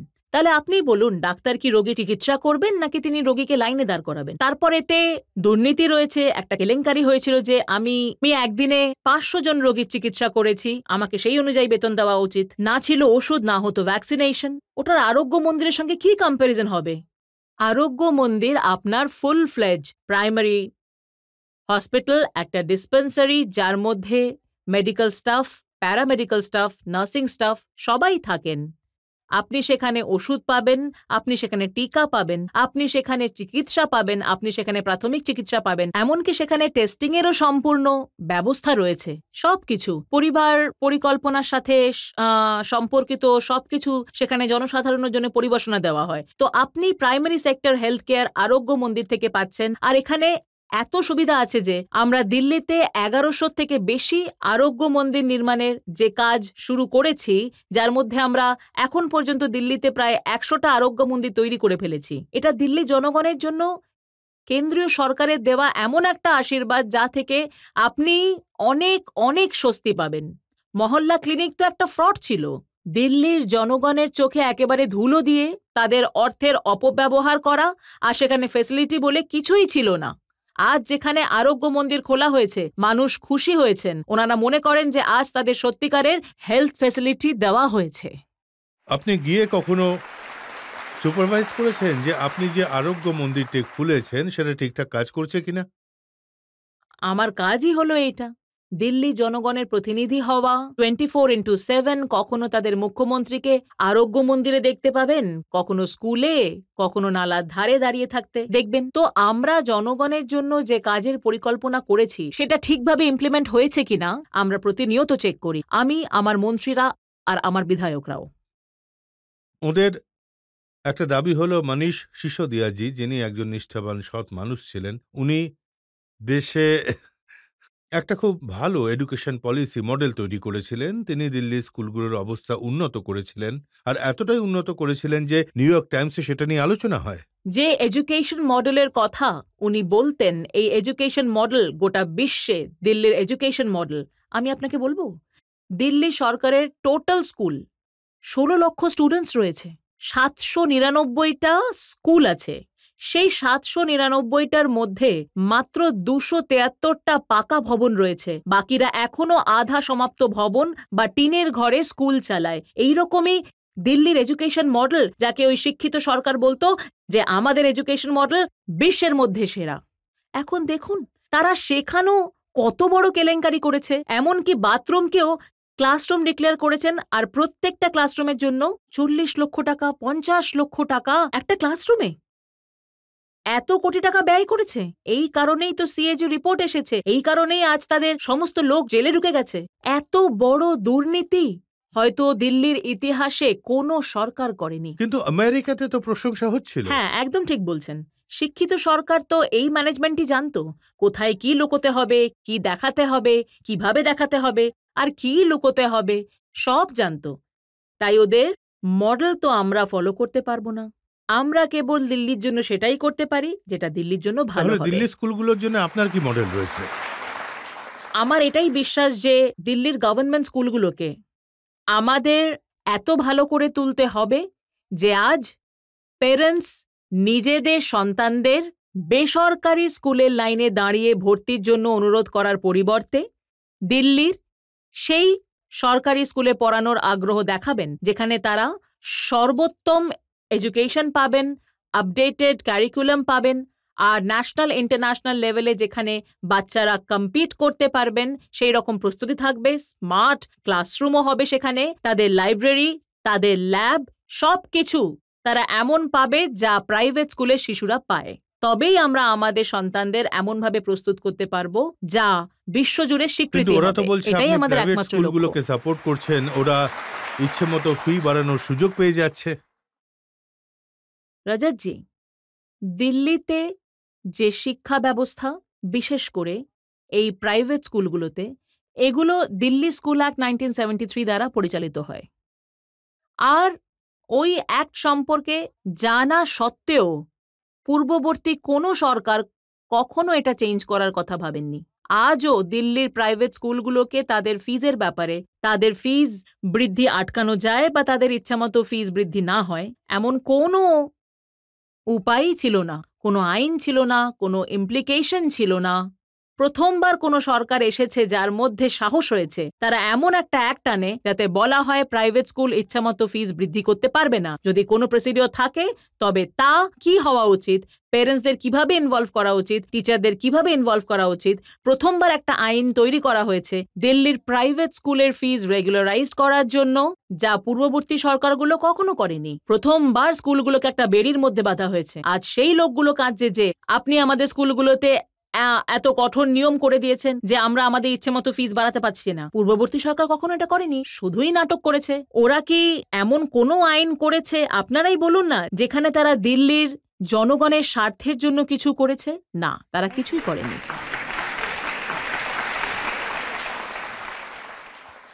আপনার কাছে এটাই প্রশ্ন যে যখন দিল্লিতে বৃষ্টি হবে মিন্টো ব্রিজ কি আবার ডুবে যাবে, বাসগুলো কি আবার ডুবে যাবে?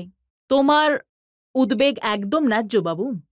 দিল্লিতে বৃষ্টি হলেই আমাদের মিন্টো ব্রিজ ডুবে যায়। খবরের কাগজের প্রথম পাতায় সেই ছবিটা আমরা ছোটবেলা থেকেই দেখছি যে এটা মিন্টো ব্রিজ, আর সেখানে 70-80% অব্দি বাস ডুবে গেছে। আর আমি বলতে চাই এই 4 মাসে আমি কমপক্ষে 5-6 বার মিন্টো ব্রিজে গেছি যাতে এবার মিন্টো ব্রিজ না ডুবে যায়। প্রথমবার গেছি, ওখানকার সমস্যা বুঝেছি, একটা পাম্প বসিয়ে দিয়েছি। ঈশ্বরও মাঝে মধ্যে ট্রায়াল বৃষ্টি দিয়েছেন। আর যখন ট্রায়াল হলো দেখা গেল যে এটা তো কাজ করছে না, তো ওনারা বললেন এটা অটোমেটিক লাগিয়ে দেওয়া হোক। তো অটোমেটিকও পরবর্তী বৃষ্টিতে ডুবে গেল। তারপর আমি বললাম চলুন এক কাজ করা যাক, 3 টাইমের জন্য পাম্প অপারেটর রেখে দেওয়া যাক। তারপর পাইপ ফেটে গেল, তারপর সেই পাইপ মেরামত করা হলো এবং তারপর থেকে আরও 3 বার বৃষ্টি হয়েছে, মিন্টো ব্রিজ ডুবে যায়নি। তো আমি বিশ্বাস করি যে যখন জনপ্রতিনিধিরা এত সিনসিয়ার হন আর কোনো সমস্যার পেছনে লেগে থাকেন তো সমাধান বেরিয়ে আসবেই, আর দিল্লিও সমাধান পাবে। আরো একটা প্রশ্ন আমরা নিতে পারি? ম্যাডাম, দিল্লির ব্যবসায়ীরা মনে করেন যে সরকার তাদের সাপোর্ট করে না, তারা অবহেলিত বোধ করেন। দিল্লির যত ইন্ডাস্ট্রিয়াল এলাকা রয়েছে তার অবস্থা খারাপ, এইরকম কতদিন চলবে? দিল্লিতে মাল্টিপল এজেন্সি সিস্টেম রয়েছে। কোথাও দিল্লি সরকার আছে, কোথাও পৌর কর্পোরেশন আছে, কোথাও পিডব্লিউডি, কোথাও এনডিএমসি, কোথাও ডিএসআইডিসি আছে। সর্বত্রই এমনভাবে এতগুলো এজেন্সি রয়েছে যে আপনার কাজ সব জট পাকিয়ে যায়। প্রথমবারের মতো এমন একটা সরকার এসেছে যারা এই জটিলতাগুলো সমাধানের জন্য কাজ করছে। আর একটা খুব বড় কাজ যা দিল্লির ইতিহাসে আগে কেউ কখনো ভাবেনি আর করার সাহসও কখনো রাখেননি, সেটা হলো লাইসেন্সিং প্রক্রিয়ার উন্নত করার জন্য আমরা পুলিশ বিভাগ থেকে লাইসেন্সিং সরিয়ে দিয়েছি এবং আজ সমস্ত স্থানীয় স্তরে কেবল একটি মাত্র এজেন্সি থাকছে যা আপনাকে লাইসেন্স দেবে। এটা দিল্লির জন্য বেশ বড় কাজ হয়েছে এবং ব্যবসায়ীরা আজ খুশি। প্রথমবার দিল্লি সরকার ট্রেডার্স ওয়েলফেয়ার বোর্ড গঠন করেছে, যেখানে তাদের ইনভলভমেন্ট থেকে তাদের সঙ্গে মিলে কাজ করা হবে। আর প্রথমবার দিল্লিতে যে ফ্যাক্টরি লাইসেন্স হয় সেটা এমসিডিও দিত, দিল্লি সরকারও দিত। প্রথমবারের মতো এই কাজটা করা হতে চলেছে যে আপনি সেখান থেকে এমসিডি সরিয়ে দিয়ে শুধুমাত্র যদি ডিএসআইআইডিসি থাকে তাহলে দিল্লি সরকার আপনাকে single window system, is of doing business, এই সব বিষয় নিয়ে কাজ করে আমরা ব্যবসায়ীদের উৎসাহিত করছি যাতে ব্যবসায়ীরা দিল্লিতে আরো ভালো সুযোগ সুবিধা পেতে পারেন। আপনি হলেন একজন সনাতন ধর্মের রক্ষক, কিন্তু আপনার শাসনকালে গৌমাতার অবস্থা এত খারাপ কেন? দিল্লির রাস্তায় আবর্জনা খেতে কেন বাধ্য হচ্ছে গৌমাতা? গৌমাতার ওয়েলফেয়ারের জন্য আপনার কাছে কি পরিকল্পনা রয়েছে? এটা সত্যিই অত্যন্ত বেদনাদায়ক সমস্যা এবং আমাদের গোমাতাকে রাস্তায় অসহায়ভাবে ঘোরাফেরা করা বন্ধ করার জন্য যে সমস্ত কাজ করা উচিত সেটা এখনকার সরকার সম্পূর্ণভাবে দেখভাল করছে। আমি প্রথম যে পদক্ষেপ নিয়েছিলাম তা হলো দিল্লিতে সরকারি অনুদানে পরিচালিত গোশালাগুলো শুরু করা। বছরের পর বছর পূর্ববর্তী সরকার তাদের গ্র্যান্ট দেয়নি। প্রথম দিনই আমরা সমস্ত গোশালাগুলোর কোটি কোটি টাকার বকেয়া ছিল তা রিলিজ করি যাতে গোশালা সঠিকভাবে কাজ করতে পারে। প্রথম জিনিস, দিল্লিতে নতুন গোশালা তৈরির প্রয়োজন। এর জন্য যে প্রক্রিয়া প্রয়োজন আমরা সেই কাজ শুরু করেছি। তৃতীয় বিষয়, সেই সব দুগ্ধ ব্যবসায়ী যারা দুধ দোয়ার পর গরুগুলোকে রাস্তায় ছেড়ে দেয় যে যাও রাস্তায়, এই ধরনের সকল দুগ্ধ ব্যবসায়ীদের জন্য কেবল স্ট্রিক্টনেস প্রয়োজন নয়, কারণ স্ট্রিক্টনেস তো ওটা আড়ালাই ব্যাপার। আমি ওনাদের ডেকে কথা বলেছি, আপনাদের সমস্যাটা কি বলুন তো? আপনারা এখানে শহরের মাঝখানে থাকেন আর তারপরে আপনাদের গবাদি পশুগুলোকে রাস্তায় ছেড়ে দেন। তারা আমাকে বলেন যে বছরের পর বছর ধরে যে খাটালগুলো রয়েছে সেগুলোর কোনো সুবিধা নেই, না সেখানে কোনো বায়োগ্যাস প্ল্যান্ট আছে, না জল আছে, না ওখানে সিউয়েজ সিস্টেম বা ড্রেনেজ সিস্টেম আছে। তাহলে আমরা কি করব ম্যাডাম? আর আমি সত্যি বলছি তাদের সমস্যাগুলো জেনুইন ছিল। আজ সরকার খাটালগুলোর জন্য যা যা করা উচিত সেই সমস্ত কাজ করার জন্য সরকার এগিয়ে গেছে, যাতে শহরের মাঝখানে যে খাটালগুলো রয়েছে তাদের অন্যত্র সরিয়ে বসবাসকারী সমস্ত গরুকে সেখানে পাঠানো যায়। এটা একটা উপায়। রাস্তায় ঘোরাঘুরি করা গরুগুলোকে গোশালায় পাঠানোর কাজ, আর গোশালায় তাদের যত্ন নেওয়ার জন্য গ্রান্ট দেওয়া হচ্ছে, সেটাও দেখছি। আর তৃতীয় স্ট্রিক্টনেস হলো, যারা এই কাজটা করবে যদি আপনি গরুগুলোকে রাস্তায় ছেড়ে দেন তাহলে তার বিরুদ্ধে ব্যবস্থা নেওয়া হবে। আপনার বাড়ির প্রেমিস সিল করা হবে বা আপনার বিদ্যুৎ কেটে নেওয়া হবে। গরুকে আমরা রাস্তায় ঘোরাঘুরি করার জন্য ছাড়তে পারবো না। প্লাস্টিকের ব্যাগ খেয়ে গরুগুলোই মারা যাচ্ছে বা তারা দুর্ঘটনায় পড়ছে। কখনো কখনো গরু কখনো যানবাহনের ধাক্কায় পড়ে যাচ্ছে, কখনো কখনো কেউ গরুর ধাক্কায় পড়ে যাচ্ছেন। আমরা দিল্লিতে সব আর সহ্য করব না। সরকার এর জন্য নিরন্তর কাজ করে চলেছে। দেখুন, আমি যে সাবজেক্ট নিয়ে কথা বলি বা মানুষ যে বিষয় নিয়ে জিজ্ঞেস করুক, সেটা গরু হোক, এডুকেশন হোক বা পলিউশন হোক, আপনার জন্য অনেক কাজ ছেড়ে গেছে ওরা। আমি আপনাকে বললাম না, আমি এই জন্যই ওনাকে প্রতিদিন মনে করি। উনি যদি কাজ ফেলে যেতেন তো এত সমস্যা হতো না। উনি কাজটা জটিল করে ফেলে গেছেন। উনি এমনভাবে সব জিনিস তালগোল পাকিয়ে দিয়েছেন। এখন আপনাকে একটা ছোট কথা বলছি। দিল্লি সরকারের যারা সেলফ ডিফেন্সের লোক ছিল তাদের 500 জন প্রয়োজন ছিল। মহারাজ 25,000 অ্যাপয়েন্ট করে নিয়েছেন। 25,000 লোক সরকারে নিয়োগ করেছেন। তিনি তাদের মাঝে মধ্যে অড ইভেনের কাজ দিয়ে দিতেন, কখনো কখনো তাদের রেড লাইটে দাঁড় করিয়ে দিতেন, আলো বন্ধ রাখার কথা বলতেন। তিনি তাদের লক্ষ লক্ষ টাকা দিতেন। এই দুর্নীতিতে তিনি হাজার হাজার কোটি টাকার ব্যয় করেছিলেন। যার একমাত্র কাজ প্ল্যাকার্ড ধরা, সে প্রতিদিন 1000 টাকা পাচ্ছে। 30,000 টাকা তো ইঞ্জিনিয়াররাও নেন না, কিন্তু প্ল্যাকার্ডধারীরা নিত। আর যখন আদালত আদেশ দিল যে আপনি ভুল করেছেন, দুর্নীতি হয়েছে, সবাইকে বের করে দিল। এখন বরখাস্ত করা হয়েছে বলে 20-25 হাজার লোক প্রতিদিন ঘুরে বেড়ায়। আমাদের কি হবে সেই বাস কন্ডাক্টররা যারা বাসে ছিলেন, আজ তো ইলেকট্রনিক বাস এসে গেছে যাতে ক্যামেরা রয়েছে, প্যানিক বাটন রয়েছে, আর তো কন্ডাক্টরের দরকার নেই। এই কন্ডাক্টররা রোজ ঘুরে বেড়ান, আমাদের কি হবে, আমাদের কি হবে। এত বছর ধরে একজনও পার্মানেন্ট এমপ্লয়ি নিয়োগ করা হয়নি, সব কন্ট্রাক্টে চলতো। প্রথমবার এই সরকার 15-20 বছরের শাসনকালের পর পার্মানেন্ট জব ক্রিয়েট করেছে। আমরা এই 6 তারিখে 1500 নার্সকে অ্যাপয়েন্টমেন্ট লেটার দিচ্ছি। এখন যখন পার্মানেন্ট নার্স এসে গেল, যারা কন্ট্রাক্টে ছিল তারা বলছে আমাদের কি হবে। তো এইরকম সব সমস্যা আমার জন্য ছেড়ে দিয়ে গেছেন। আমার জন্য এটা বড্ড বেশি মুশকিল হয়ে গেছে। আরে ভাই, কাজ করতেন বা নাই বা করতেন, অন্ততপক্ষে সিস্টেমটা এইভাবে তালগোল না পাকাতেন, দিল্লিকে ধ্বংসের দিকে নাই বা ঠেলে দিতেন। উনি সেটাই করেছেন। আপনার কথা শুনে আমার একটা পুরনো গানের কথা মনে পড়ছে।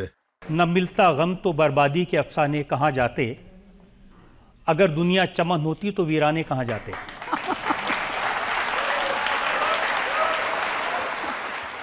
আমরা একটা ব্রেক নিয়ে নেব, আর ব্রেকের পর আপকি আদালতে দিল্লির মুখ্যমন্ত্রীর সঙ্গে সওয়াল জবাবের আরো এক পর্ব। দিল্লির কেজরিওয়ালকে দিল্লি খুঁজছে, ও তিহার জেল খুঁজছে ভাই।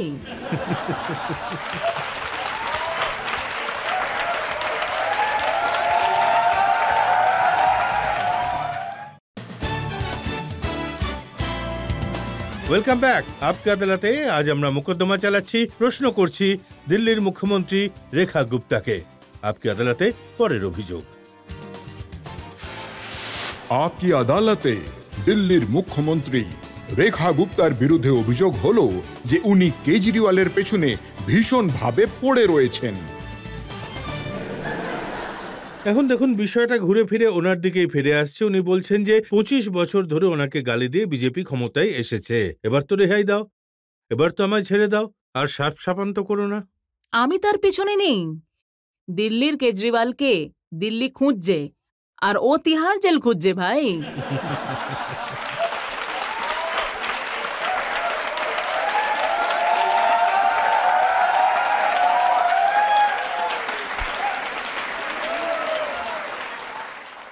এখন আপনার সরকারের একজন মন্ত্রী বলছেন কেজরিওয়াল নাকি ডিপ্রেশনে চলে গেছেন। উনি বলছেন যে আমি তো পাঞ্জাবে গেছি। দেখুন ওনার সঙ্গীরা কি করেছিল, কারণ দিল্লিতে ক্ষমতা হারানোর সঙ্গে সঙ্গেই উনি বিষণ্ণতায় ভুগছিলেন। তারপর তারা ওনাকে পাঞ্জাব নিয়ে গিয়ে হেলিকপ্টারে 4 পাক ঘুরিয়ে দেন। দেখুন, ভালো লাগছে তো, ফিলিং গুড, বেটার। তারপর এখনো ওনাকে দেখুন, ছবিটা সোশ্যাল মিডিয়ায় ভাইরাল হয়েছে যে মুখ্যমন্ত্রীর গাড়িতে দাঁড়ানো উচিত ছিল, মুখ্যমন্ত্রী জানলায় ঝুলছিলেন সেই গাড়ির গেট ধরে, আর কেজরিওয়াল সাহেব গাড়ির মাঝখানে দাঁড়িয়েছিলেন। তো ওনাকে ফিল গুড করানোর জন্য, ডিপ্রেশন থেকে বের করার জন্য, কোনো ব্যাপার নয়, ক্ষমতা চলে গেছে, পাঞ্জাব আপনারই, চিন্তা করবেন না, এনজয় করুন, ওনাদের মন্ত্রীদের বড় বাংলা দেওয়া হচ্ছে, ওনাদের পেছনে প্রচুর টাকা খরচা করা হচ্ছে। আমি ওনাকে জিজ্ঞাসা করতে চাই, উনি পাঞ্জাবের কে? আপনার ওপর পাঞ্জাব সরকার আপনার উপর এত টাকা খরচা করছে, আপনি তো গেছেন, আপনার সঙ্গে থাকা সব দুর্নীতিবাজ অফিসাররা সিসোদিয়া সাহেবের সরকারি বাংলায় বাস করছেন। দিল্লির ধ্বংসের জন্য যারা বড় অপরাধী ছিলেন তারা আজ পাঞ্জাবে গিয়ে ঘাঁটি গেড়েছেন। আজ পাঞ্জাব তাদের প্রশ্ন করছে। আর আপনি ওদের খোঁজ নিতে পাঞ্জাব চলে গেলেন? আমি ওদের আনতে গিয়েছিলাম স্যার, কারণ আপনি দিল্লিতে এত কিছু ছেড়ে গেছেন, রোজ রিপোর্ট বেরোচ্ছে সিএজির, রোজ আপনাকে সিএজি ডাকছে, তাই আপনার এখানেই থাকা উচিত। ক্ষমতার প্রতি আপনার এত কিসের আকর্ষণ যে একটু সুযোগ পেলেন আর আপনি চলে গেলেন? আপনি বলেছিলেন যে উনি পাঞ্জাবের রক্ত চুষতে ওখানে চলে গেছেন। ইতিমধ্যে এটাই করেছেন। আজ তিনি পাঞ্জাবকে এমন ফিনান্সিয়াল ডেফিসিটের মধ্যে দিয়ে নিয়ে গেছেন যে সেখানকার সমস্ত ডেভেলপমেন্ট বন্ধ হয়ে গেছে। আজও যেভাবে পাঞ্জাব মাদকের কবলে রয়েছে, তিনি পাঞ্জাবকে যে প্রতিশ্রুতি দিয়েছিলেন তার একটাও পূরণ করেননি। আর একজন সুপার সিএম হয়ে তিনি ওখানকার লোকাল মানুষকে কাজ করতে দিচ্ছেন না। এটা পাঞ্জাবের জন্য ভালো আপনি নয়। বলছেন যে পাঞ্জাব মাদকের কবলে, আর উনি বলছেন যে তারা মাদক ধরার জন্য অনেক কাজ করেছেন। ওরা বিক্রমজিৎ সিং মজিথিয়াকে ধরে জেলে ঢুকিয়েছেন, কিন্তু দিল্লি পুলিশ এবং দিল্লি সরকার ওদের সাহায্য করছেন না। আগেও দিল্লি পুলিশ এবং দিল্লি সরকারকে অভিশাপ দিয়ে এসেছেন, আমাকে পুলিশ দাও, আমার সাথে কাজ করো। তিনি এই ধরনের কথা বলতেন। ওনার কি করা উচিত আর কি করা উচিত নয় তা তার সরকারই ঠিক করত। এটা কাজের সরকার ছিল না, এটা টাকার সরকার। তাই যে টাকা দিত তারই কাজ করত। যখন কাজ না হতো বলে দিত যে তারা এটা করতে দিচ্ছে না। তো এটা গভীরভাবে ষড়যন্ত্র করে, তার চক্রান্ত করে, সেটার প্লট বানায় আর তারপর সেটা জনসাধারণের সামনে প্রেজেন্ট করে। তাহলে আপনি পাঞ্জাবেও ওদের শান্তিতে থাকতে দেবেন না? দেশের মানুষ যাতে শান্তিতে থাকেন তার জন্য কেজরিওয়াল সাহেব কোথায় আছেন সেটা চেক করতে হয়। পাবলিকের মধ্যে থেকে কেউ প্রশ্ন করতে চান? কেজরিওয়ালজি আর রেখা গুপ্তার মধ্যে পার্থক্যটা কি? পার্থক্য খুবই স্পষ্ট। উনি যাই করতেন কখনো জনসাধারণের সাথে দেখা করতেন না। আজ দিল্লিতে এমন একজন মুখ্যমন্ত্রী আছেন যার সাথে 24/7 যে কোনো সময় দেখা করা যেতে পারে। তিনি বিশাল মহলে থাকতেন, পর্দা বন্ধ করে রাখতেন, অফিসারদের মধ্যে ভয়ের পরিবেশ রাখতেন। আজ দিল্লির মন্ত্রী অফিসারের বন্ধু হয়ে থাকে, তাদের কথা শোনে আর জনসাধারণের সঙ্গী হয়, তাদের জন্য কাজ করে। এই পার্থক্যটা রয়েছে দিল্লির মুখ্যমন্ত্রী। ম্যাম, কংগ্রেসের নেতারা বলছেন যে বিজেপি বিষাক্ত ভাষায় কথা বলা লোকেদের প্রমোট করে। এটা কি সত্যি ম্যাম? দেখুন, কেজরিওয়ালের চেয়ে বেশি বিষাক্ত ভাষা আর কেউ আগে বলেনি। এমনকি তিনি দেশের প্রধানমন্ত্রীর সাথেও অভদ্রভাবে কথা বলেন। তিনি এতটাই অহংকারী যে তিনি বলেন যে দিল্লিতে জিততে হলে আরেকবার জন্ম নিতে হবে। যিনি একজন জনপ্রতিনিধি হয়েও জনগণের দয়ার নির্বাচনে জেতেন মুখ্যমন্ত্রী হয়ে এই ধরনের ভাষা ব্যবহার করেন। আর যখন এই কংগ্রেস এবং আম আদমি পার্টির লোকেরা হাত মেলায়, কখনো একসাথে লড়বে, কখনো আলাদাভাবে লড়বে। খুঁড়তো তো ভাই, বুঝতে পারছেন? আপনি রাহুল গান্ধীকে রাবণের সঙ্গে কম্পেয়ার করেছিলেন আর প্রিয়াঙ্কাকে শূর্পণখার সঙ্গে কম্পেয়ার করেছিলেন। এটা 2019 এখন আপনি বলবেন কেজরিওয়ালকে কুম্ভকর্ণের সঙ্গে তুলনা করলেন। এখন উনি সেখানে 6 মাস থাকেন, তারপর উঠে পড়েন, তারপর দিল্লি আসেন, অন্য কোনো রাজ্যে গিয়ে ঘুমিয়ে পড়েন। তাই তো কুম্ভকর্ণের মতোই হলো না? তো পরের বার আপনি বলবেন যে আপনি ওনাকে কুম্ভকর্ণের সঙ্গে তুলনা করেছেন। কি করব, আমাদের কাছে এমনই একটা সিস্টেম আছে, কোথাও না কোথাও কম্পেয়ার করলে মানুষ বুঝতে পারে যে ঠিক কি ঘটেছে, তখনই লোকে বুঝতে পারে। এখন যে দেশের জন্য ভুল করেছে, সমাজের জন্য ভুল করেছে, সে রাবণের মতোই হবে না? তো যদি কখনো একজন হঠাৎ অদৃশ্য হয়ে যায় আর তারপর হঠাৎ উঠে বলে যে আমার দিল্লির সঙ্গে সম্পর্ক রয়েছে, তো কি বলবো, কুম্ভকর্ণের মতোই হলো না? আপনার এত কাজ রয়েছে, তা আপনি সবার উপর নজর রাখেন। এখন দিল্লির মানুষ আমাকে দিল্লি শহরের কেয়ারটেকিং এর দায়িত্ব দিয়েছে, তাই নজর রাখতে হবে, কাজও করতে হবে, অবসর সময়ও বের করতে হবে। তো একজন সেবকের এটাই তো কাজ, যে নিজের বাড়ির সম্পূর্ণ নিরাপত্তা নিশ্চিত করা আর সেখানে বসবাসকারী মানুষদের পূর্ণ সেবা প্রদান করা। আপনি কি সিনেমা দেখেন? যদি আপনি সিনেমা দেখেন তাহলে আপনার প্রিয় অ্যাক্টর কে? আর আপনার প্রিয় কোনো গান যেটা আপনার খুব ভালো লাগে? আমি অনেক সিনেমা আগে দেখতাম, মানে এতটাই দেখতাম যে ওই ভিসিআর এর সময়টা দেখেছেন? কারা ভিসিআর এর সময়ের? যখন ভিসিআর ভাড়া করে আনতাম, রাতে 3টে পিকচার আমি 3টেই দেখতাম। আর মাঝে মাঝে চতুর্থটাও নিয়ে আসতাম যে দ্রুত ফরওয়ার্ড করে সেটাও দেখতে পারি। কিন্তু সেই সময় চলে গেছে। আস্তে আস্তে আমি সমাজের সঙ্গে যুক্ত হয়েছি, কিন্তু আজও আমার মুভি দেখতে ভালো লাগে। যখনই রিল্যাক্স করতে চাই, আমার সিনেমা দেখতে ইচ্ছে করে। সমাজে খুব ভালো ভালো সিনেমা আসে যা সত্যি আপনার দেখে আপনার মধ্যে সত্যি একটা আবেগ জাগিয়ে তোলে। যেমন আমি কেসরি সিনেমাটা দেখলাম, বেশ ভালো লাগলো। 3 ইডিয়েট খুব ভালো সিনেমা লেগেছিল। আরো অনেক এইরকম ভালো ভালো সিনেমা আছে যেগুলো দেখে মনে হয় যে এক তো আপনি রিফ্রেশ হয়ে যান, দেশের জন্য কিছু করার জন্য, মানে আপনার মধ্যে যে আবেগ রয়েছে সেটা আরো আরো গভীর হয়ে যায়। উনি জিজ্ঞেস করলেন যে আপনার ফেভারিট অ্যাক্টর কে আর গান। আমি এটা ভুলে গেছি। এখন শুধু ড্রেন আর খালের কথাই মনে থাকে আমার, গানগুলো সব ভুলে গেছি। তবে একটা গান খুব সুন্দর, तेरी मिट्टी में मिल जावा, मैं गुलवन। রেখাজি, আমি আপনাকে দিল্লি সম্পর্কিত প্রতিটি বিষয়ে প্রশ্ন জিজ্ঞেস করেছি এবং আমি একটু অবাক হয়েছি যে 5 মাসের মধ্যে আপনি প্রতিটা বিষয়ে দক্ষতা অর্জন করেছেন, আপনার সবকিছু বিষয়ে জ্ঞান রয়েছে, আপনার কাছে ভালো তথ্য রয়েছে। আমরা একটা ব্রেক নিয়ে নেব, আর ব্রেকের পর শুনবো আপকি আদালতে আজকের জাজ রিচা অনিরুদ্ধের রায়দান আজকের মোকদ্দমার।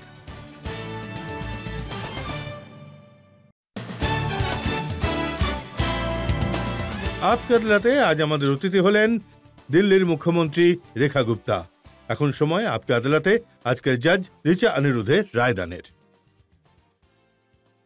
রেখাজি, আপনি একজন গ্রাউন্ড লেভেলের নেত্রী, অত্যন্ত বুদ্ধিমান। আপনি জনগণের স্পন্দন খুব ভালোভাবে বোঝেন। আর ভালো জিনিসটা হলো আপনি হাসি মুখে কথা বলেন আর হাসি মুখেই কাজ করবেন। দিল্লির হটসিটে আপনি খুব অল্প সময় হয়েছে এসেছেন, কিন্তু দিল্লির মানুষের আপনার কাছ থেকে অনেক প্রত্যাশা আছে। আজ রেখাজি প্রতিটি প্রশ্নের স্পষ্ট উত্তর একেবারে খোলামেলাভাবেই দিয়েছেন। আপনার সমস্ত সিদ্ধান্তে আপনি একদম আনঅ্যাপোলজেটিক মনে হয়েছে। ভালো কথা যে আপনার বড় বড় প্রতিশ্রুতি দিচ্ছেন না, কারণ দিল্লির মানুষ প্রতিশ্রুতি শুনে শুনে ক্লান্ত। আজ আদালতে রেখাজির উত্তরগুলো আকর্ষণীয় ছিল, আর জানা গেল ওনার সেন্স অফ হিউমার দারুণ। এটা ভালো জিনিস, ভবিষ্যতে আপনার কাজে লাগবে, কারণ আপনার সামনের পথ মোটেও সহজ নয়। আপনার সামনে অনেক চ্যালেঞ্জ রয়েছে। আদালত ওনাকে সমস্ত অভিযোগ থেকে মুক্তি দিচ্ছে আর ভবিষ্যতে চ্যালেঞ্জ ও কাজের জন্য শুভকামনা জানাচ্ছেন।